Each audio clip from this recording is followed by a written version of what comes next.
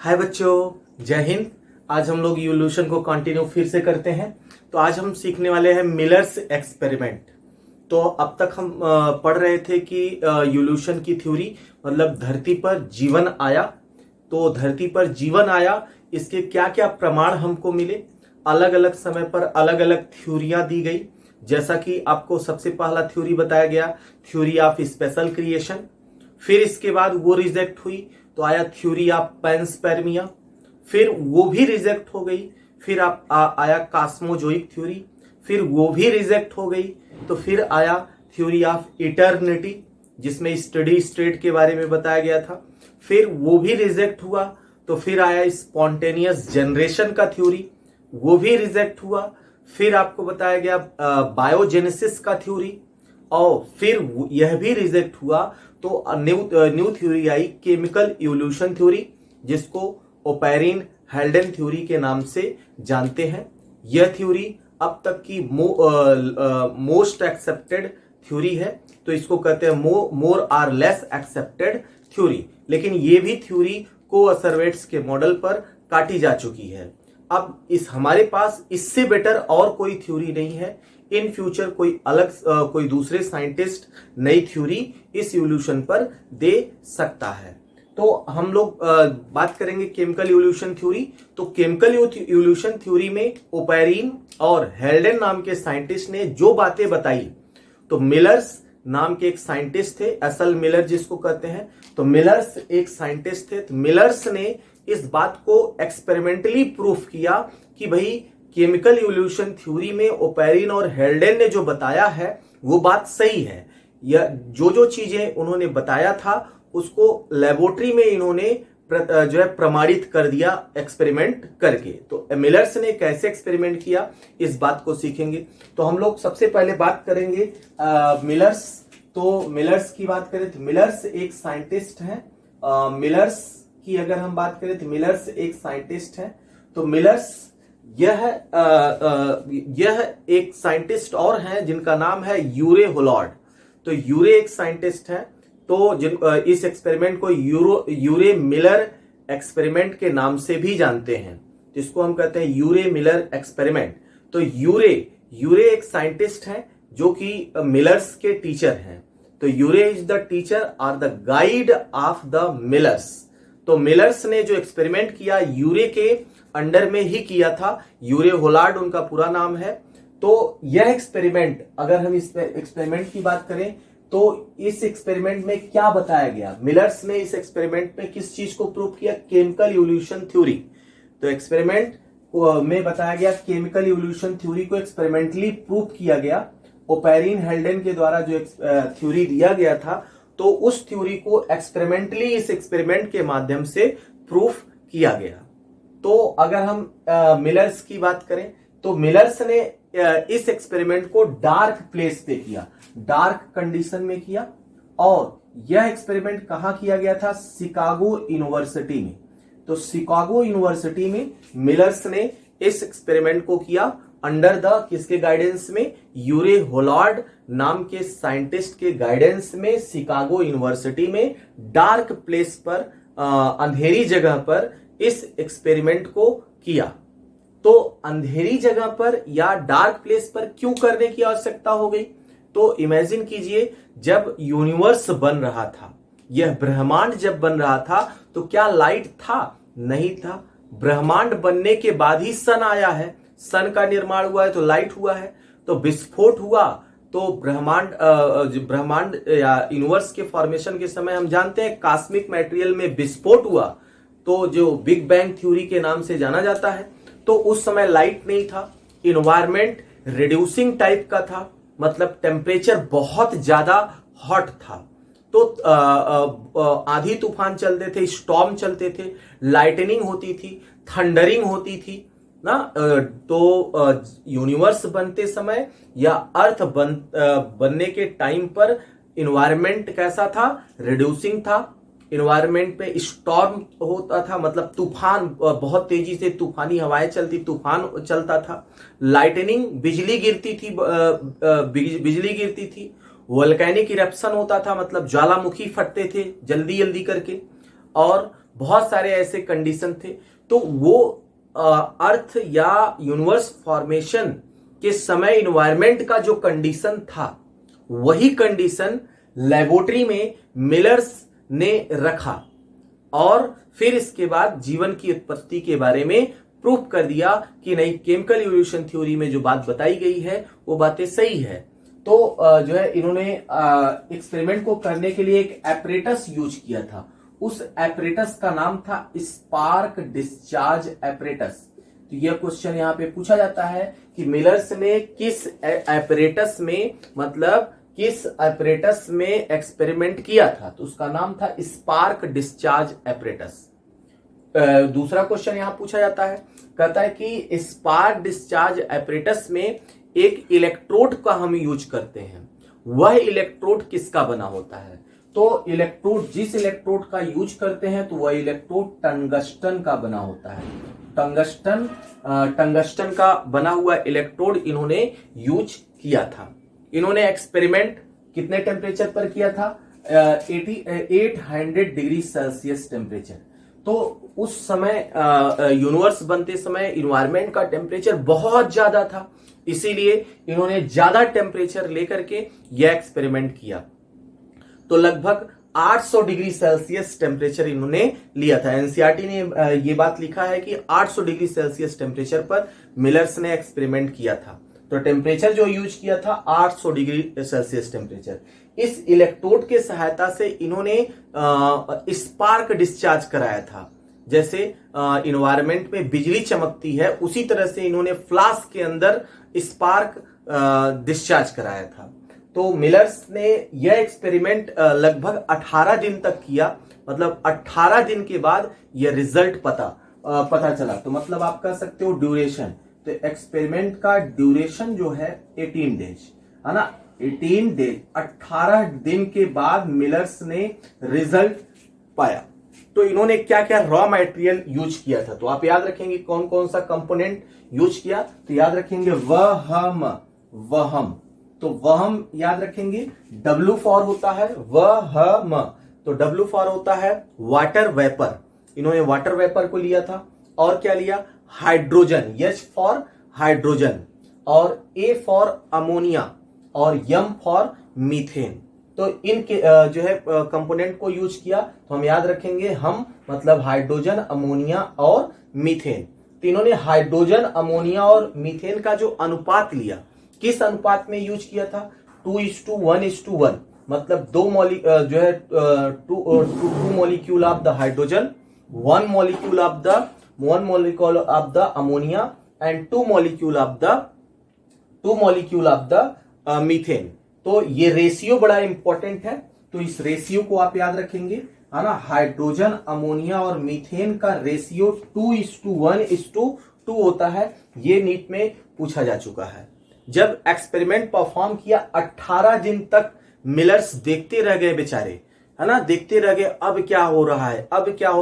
Laboratory में instrument सजा करके एक्सपेरिमेंट परफॉर्म करके और बैठ गए देखने। 18 दिन तक कंटिन्यूअस उसको देखते रहे। 18 दिन के बाद यह रिजल्ट आया। तो इसको ऐसे याद रखेंगे, जैसा कि आप जानते हो महाभारत एक जो है बहुत बड़ा युद्ध था। तो महाभारत के युद्ध में भगवान श्री कृष्ण ने गीता का उपदेश दिया था। तो 18 दिन तक महाभारत का युद्ध भी चला था। तो आप इस तरह से याद रखेंगे, मिलर का एक्सपेरिमेंट कितने दिन तक चला? 18 दिन तक ना। महाभारत का युद्ध कितने दिन तक चला? 18 दिन तक चला था। और उसी तरह से मिलर्स का एक्सपेरिमेंट भी 18 दिन तक चला। देखो चीजें कितने एक दूसरे से रिलेट कर रही हैं, क्या इसको मैजिक ही न कहेंगे? 18 दिन तक महाभारत, 18 दिन तक मिलर्स का एक्सपेरिमेंट। तो जो है मिलर्स के एक्सपेरिमेंट ने ओरिजिन ऑफ लाइफ बताया। तो महाभारत में भगवान श्री कृष्ण ने भी बताया कि ये इस लाइफ का क्या उद्देश्य होता है। 18 दिन में एक्सप्लेन किया इस लाइफ का क्या उद्देश्य होता है, कैसे पैदा होता है और कैसे मरता है और कहाँ जाता है। भगवान श्री कृष्ण ने गीता में अर्जुन से यही बात बताया था। तो आप याद रखेंगे दोनों का डेट सेम है, 18 दिन। 18 दिन तक मिलर्स का एक्सपेरिमेंट चलता रहा।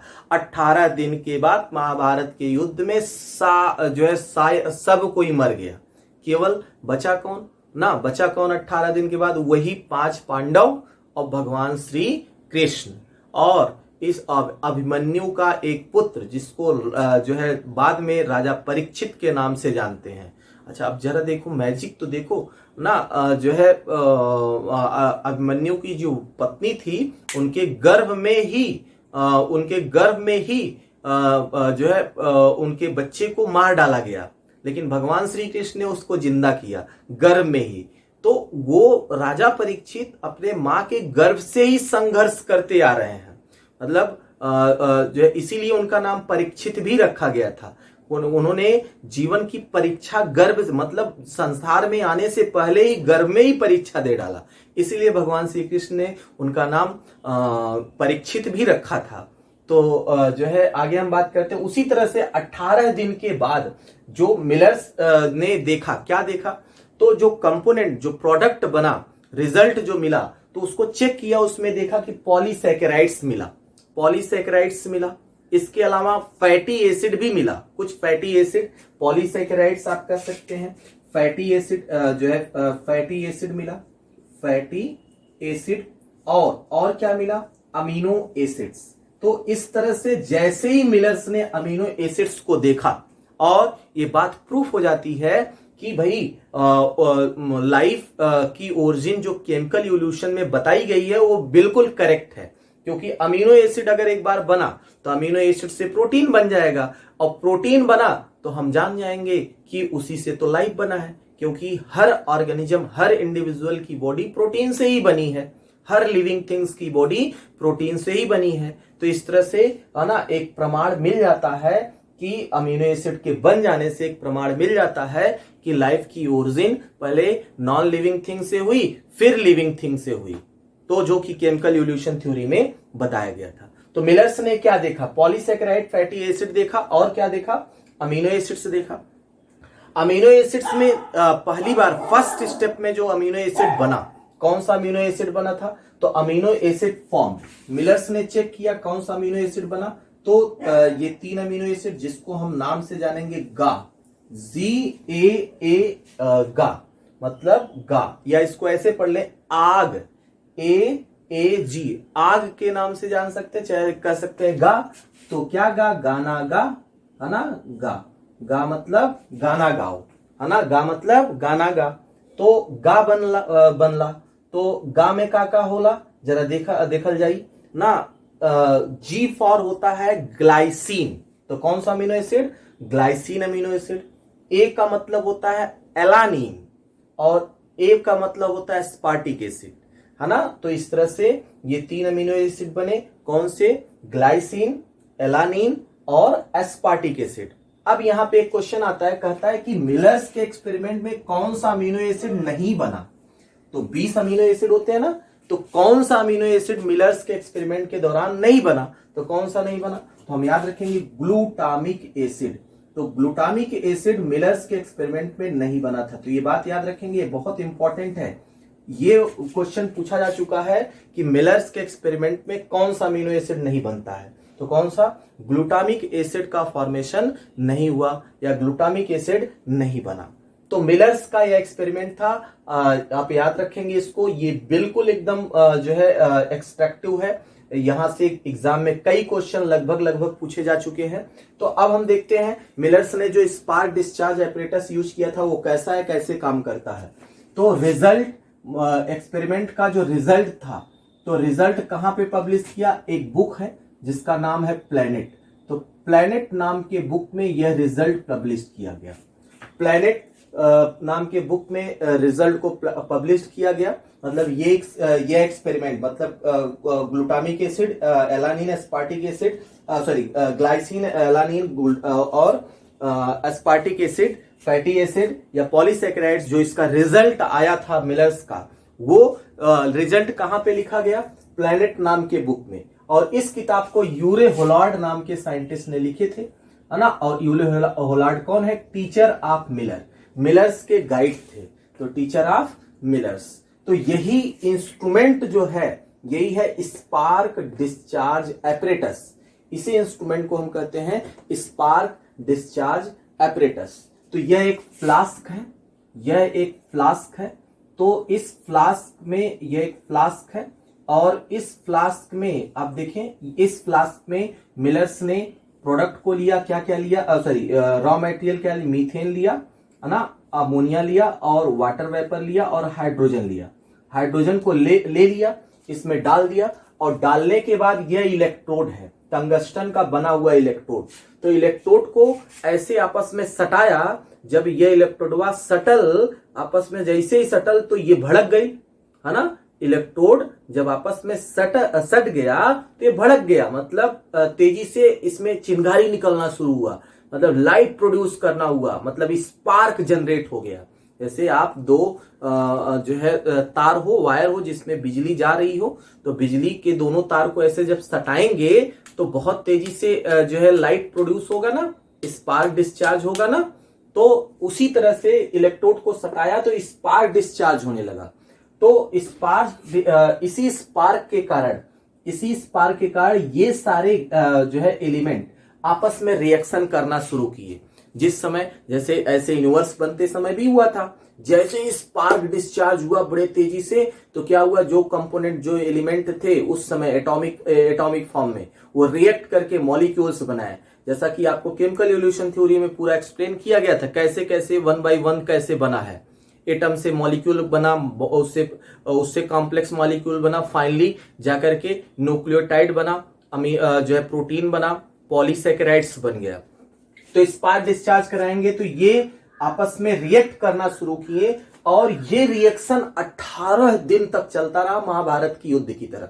जैसे महाभारत का युद्ध चला था उसी तरह से। तो स्पार्क डिस्चार्ज करा दिया तो रिएक्शन करना शुरू किया। अब जब रिएक्ट होना शुरू हुआ, अब धीरे धीरे ये जो रिएक्ट होने के बाद जो प्रोडक्ट था, वो प्रोडक्ट है ना, इस परखनली से जो है गुजरना शुरू किया। तो यह जो है, यह जो एपरेटस है, इसको हम कहते हैं कंडेंसर। इसको हम कहते हैं कंडेंसर। ये कंडेंसर है, तो इसको हम कंडेंसर कहते हैं। कंडेंसर क्या है, जैसे कंडेंसर इसी तरह से होता है, जैसे मान लो ये कंडेंसर है। अब कंडेंसर में ये पेन है, अब पेन में एक रिफिल भी है, पेन है, पेन में एक रिफिल है, तो पेन भी एक खोखला, रिफिल भी एक खोखला। तो रिफिल के अंदर इंक जाता है और पेन खोखला होता है, तो कंडेंसर भी ऐसे होता है। जो ओरिजिनल मटेरियल था वो अंदर वाले पाइप से ऐसे गुजरा, अंदर वाले पाइप से गुजरा, तो ये गर्म था, इसमें ये गर्म था, हॉट था। और ये जो ऊपर वाला खाली स्थान है, ये जो ऊपर वाला खाली स्थान है, इसमें हम लोग प्रोवाइड करते हैं कोल्ड वाटर। तो यहाँ पे कोल्ड वाटर प्रोवाइड करते हैं। तो इधर से हॉट मटेरियल जा रहा है, अंदर से एक पाइप है, उस पाइप के माध्यम से, उस पाइप के चारों तरफ एक दूसरा पाइप भी लगा है। अब दूसरा पाइप का जो कवरिंग है, इस कवरिंग में कोल्ड वाटर जाएगा, और जब कोल्ड वाटर जाएगा तो इसके अंदर जो हॉट चीजें हैं उसको कंडेंस कर देगा। तो ये कंडेंस करने का काम करता है, इसीलिए इसको कंडेंसर कहते हैं। तो कंडेंसर को ऐसे याद रखेंगे, जैसे पेन के अंदर रिफिल से जब गुजरता है इंक, और ऊपर जो है उसका खोखला स्थान। जैसे हमारे बॉडी की ही बात कर लें, जैसे एलिमेंट्री कैनाल क्या है, खोखला है, जो है कैनाल लाइक स्ट्रक्चर है। तो यह कैनाल कहाँ है, तो हमारी बॉडी भी तो एक कैनाल जैसा ही है, स्पेस है, एक कैनाल जैसा है। तो एक स्पेस में दूसरा स्पेस करने का मतलब tube with in tube type का प्लान। तो हमारे एलिमेंट्री कैनाल में भोजन जाता है, और जो है सिलोमिक कैविटी के अंदर सिलोमिक फ्लूइड भरा होता है। सिलोमिक फ्लूइड को अगर हम निकाल देंगे तो हो सकता है डाइजेशन कायदे से ना हो पाए। उसी तरह से तो यह लिक्विड जो है, जो डिस्चार्ज हुआ यहां से कंडेंसर से होते हुए जो है इस टैब में आना शुरू किया। और अब ये लिक्विड जो है जाकर के कहां पर, इस एक दूसरे फ्लास्क में स्टोर हुआ, और ये बॉइलिंग वाटर था। और इस तरह से ये जो है, अब यहाँ पे टेम्परेचर हम प्रोवाइड करेंगे, यहाँ पे 800 डिग्री सेल्सियस टेम्परेचर पर इसको गर्म करेंगे। तो ये इसको जब हम गर्म करेंगे है ना, तो इसको हम बर्नर के द्वारा इसको गर्म करेंगे, तो इसमें जो वाटर है फिर से वेपोराइज्ड हो जाएगा। यह वाटर फिर से वेपोराइज्ड हो जाएगा। ये वाटर जो कलेक्ट हुआ है फिर से वेपर के फॉर्म में इस रास्ते से निकलेगा, और फिर इसके बाद यहाँ पे जाएगा, यहाँ पे जाएगा। ये क्या दर्शा रहा है, वही चीज दर्शा रहा है जैसे है ना, जो है अर्थ के चारों तरफ क्या था, early earth covers with so many gases, है ना। फिर अल्ट्रावायलेट रेज एक दिन आया और वाटर वेपर को स्प्लिट कर दिया, जिस कारण से क्या हो गया, जो है हाइड्रोजन स्पेस, ऑक्सीजन और हाइड्रोजन बना, हाइड्रोजन स्पेस में निकल गया और ऑक्सीजन अमोनिया और मीथेन से रिएक्ट कर गया और इस तरह से ओजोन का लेयर बन गया। अब ओजोन के लेयर में जो कंडेंस वाटर वेपर था वो कंडेंस हुआ और पानी धरती पर गिरना शुरू हुआ, है ना। पानी जैसे ही धरती पर गिरता था तो धरती रेड हॉट था, जैसे ही गिरता था तुरंत इतना गर्म था, पानी गिरते ही एकदम बिल्कुल जो है वाष्प में फिर से चेंज हो जाता था, उड़ जाता था एनवायरमेंट में। फिर ये प्रक्रिया लाखों करोड़ों साल तक ऐसे चलता रहा और धीरे धीरे धरती एक दिन ठंडा हो गई। अब पानी उस धरती पर रुकने लगा और फिर धरती पर ओशन बन गया, समुद्र बन गया। उसी तरह से वही कंडीशन यहाँ पे भी होता रहा। तो यहाँ पे हम गर्म करते जो है उन्होंने गर्म किया और ये वाष्प बन के फिर से आया, फिर से यहाँ रिएक्शन, फिर ऐसे ऐसे होता गया। 18 दिन के बाद उन्होंने यहां से जो है यहां से 18 दिन के बाद उन्होंने एक बॉटल में ये प्रोडक्ट को कलेक्ट किया। यही प्रोडक्ट है, ये प्रोडक्ट है। इस प्रोडक्ट को कलेक्ट किया और इस प्रोडक्ट में चेक किया कि भाई इस प्रोडक्ट में है क्या। तो इस प्रोडक्ट में इन्होंने देखा क्या है, प्रोटीन है ना, प्रोटीन जो है पॉलीसैकेराइड्स है, फैटी एसिड है और अमीनो एसिड्स है। तो इस तरह से इन्होंने अमीनो एसिड्स, फैटी एसिड और पॉलीसैकेराइड्स, इस प्रोडक्ट की अगर हम बात करें तो प्रोडक्ट में क्या था, तो प्रोडक्ट में इन्होंने पाया पॉलीसैकेराइड्स पाया और क्या पाया, फैटी एसिड पाया और क्या पाया, अमीनो एसिड्स पाया, अमीनो एसिड। और हम जानते हैं अमीनो एसिड्स मिल गया तो यह बात प्रमाणित हो गया कि लाइफ की ओरिजिन कैसे हुई है, लाइफ कहां से आया है।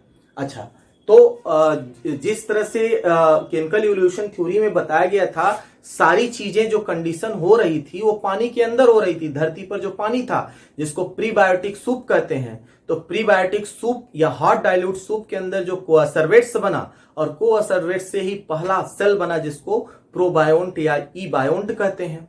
तो जो है इस अमीनो एसिड्स की अगर हम बात करें, हम जानते हैं अमीनो एसिड से क्या बनता है, अमीनो एसिड से क्या बना, है ना, अमीनो एसिड से क्या बना, पेप्टाइड बना, पेप्टाइड, और पेप्टाइड से क्या बना, प्रोटीन बना। तो प्रोटीन बना और इस तरह से प्रोटीन बन गया तो ये बात प्रमाणित हो जाती है लाइफ की ओरिजिन कैसे हुई है। तो ये बात हम लोग यहां सीखते नहीं है।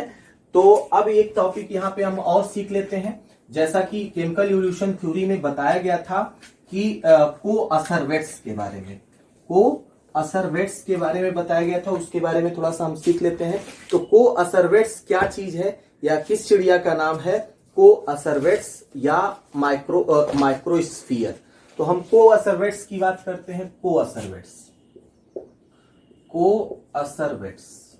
तो कोअसर्वेट्स की बात करें तो कोअसर्वेट्स यह किसने दिया था, इसको ओपैरिन नाम के साइंटिस्ट ने दिया था, ओपैरिन। तो ओपैरिन एक साइंटिस्ट है, इन्होंने कोअसर्वेट्स की डिस्कवरी किया था। तो कोअसर्वेट्स एक्चुअल में है क्या, तो आप कह सकते हो दीज आर फॉर्म्ड बाई, ये किससे बनता है, फॉर्म्ड बाई एग्रीगेशन ऑफ, तो पॉलीसैकेराइड्स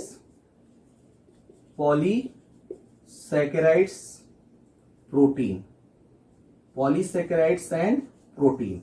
यही बस मात्र इतनी सी बात बताया था जो है ओपैरिन ने कहा कि जब धरती पर पानी आया और उस पानी में मिनरल्स था, जैसे मान लेते हैं अर्थ है तो अर्थ पर पानी आया, ये अर्थ है तो अर्थ पर जब पानी आया तो पानी में मिनरल्स थे। तो पानी में क्या थे, मिनरल्स, और मिनरल्स इस पानी में घुल गए, इस पानी में मिनरल का घुलाव हुआ, घुल गए। तो ये धरती है, धरती पर पानी आया तो इस पानी में ये मिनरल्स घुल गए, तो इस तरह से एक गर्म लिक्विड बन गया और इसी गर्म लिक्विड को हॉट डाइल्यूट सूप कहते हैं। हॉट डाइल्यूट सूप या प्रीबायोटिक सूप कहते हैं। इसको हेल्डेन नाम के साइंटिस्ट ने दिया था।